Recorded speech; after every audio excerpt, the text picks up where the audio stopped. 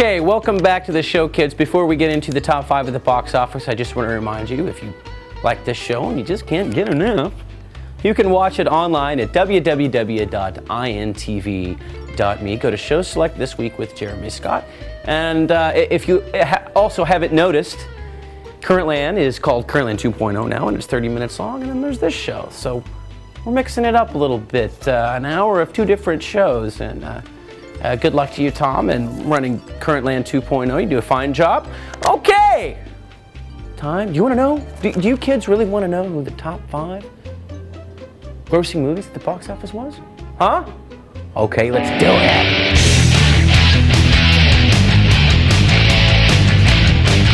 Okay, top 5 at the box office. Number 5 with $11.3 million, and this one's been around a while. It's made a bunch of money. The Hangover. The Hangover, man. Number 4 with $12.9 million, and this one's done pretty good too. The Proposal.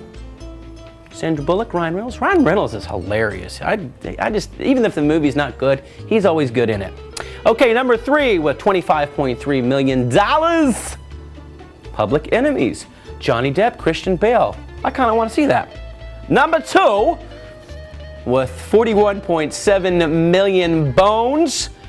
Ice Age. Dawn of the Dinosaurs. I don't know how many of those they've made. I think this is like the 3rd one. They'll probably keep making them until people just say stop. And number 1 with $42.3 million, and this one's already made, just in 2 weeks being out, $293 million. Transformers. Revenge of the Fallen. So there you go. And you know what time it is now, kids? Another top 5 album sales.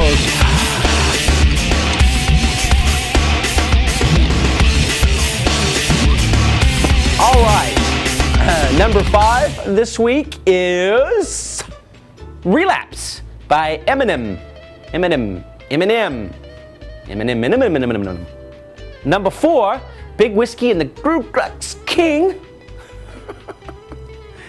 That's such a weird name. Dave Matthews, number 4. Joe Mack, thank you for turning me on to that album. Number 3, Far by Regina Spektor. Number 2 is, these guys, Lines, Vines, and Trying Times. The Jonas Brothers. One of my favorite bands of all time. And number 1, and I told you last week this one's going to be sticking around, and it has, and it's staying at number 1, and it probably will for a while. I believe Tom also reviewed it on Currentland, the show that you saw before. Black Eyed Peas, The End. The End. And speaking of the end, that is the end of the top 5 albums. Okay, kids, boys and girls, are you ready? Let's go out to Intune Music, Tahlequah's Music Center, and talk to Mikey Bean. He's going to take us down another trip, rock and roll memory lane. Take it away, Mike. Hi, folks. I'm Michael from Intune Music, Tahlequah's Music Center, and yes, it's time for another trip down rock and roll memory lane.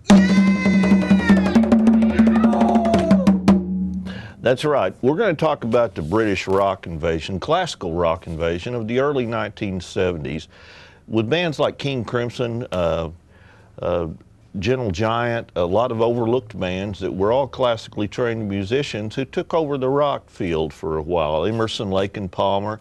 But today we're going to talk about Yes, because Thursday, March 16th, the Oklahoma Music Hall of Fame is bringing Yes and all 4 original members of Asia to the Muskogee Civic Center. So we're going to talk about Yes today.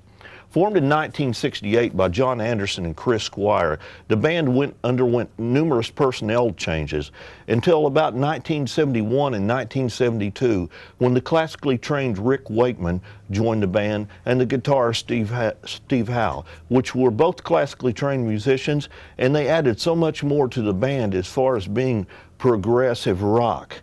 They played symphony-style music. Also, Rick Wakeman was kind of a techno nut, and the early keyboard work was done with Mellotrons and Mini Moogs and a lot of the early synthesizers and things like that.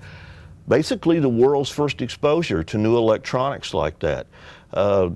He played ARP synthesizers as well. A lot of people hadn't been used to hearing those kind of things done live by a band with just 5 people.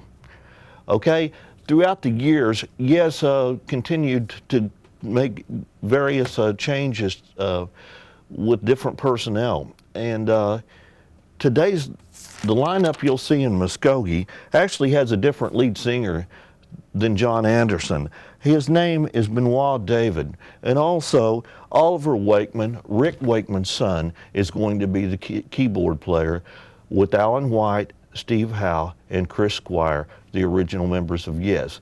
Now, Asia also had the guitarist Steve Howe in it, so Steve's going to be busy that night, kids. He's in both bands, okay? But please go see it. It's a chance to live rock and roll memory lane once more. You get to see some classical bands that really changed the shape of music in their time with their keyboard work, their guitar work. Trevor Rabin was even in the band for one time, Bill Bruford. But go see them March 16th, Oklahoma Music Hall of Fame presents Yes and Asia. I'm Michael from In Tune Music, and you've just taken another trip down rock and roll memory lane. You're watching the Jeremy Scott Show, and don't you forget it. The Jeremy Scott Show.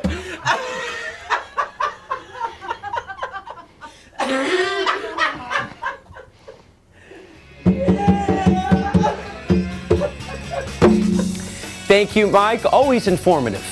Always. I think he's absolutely cool, and him and I are actually in discussions about doing a podcast. It's Rock and Roll Memory Lane, except it's the two of us, and just our voices. And I kind of host it, and Mike's going to give you a little bit more information because, you know, we have more time to deal with there. And when that happens, I will let you know. Okay, when we come back, kids, our musical guest of the week. See you in just a second.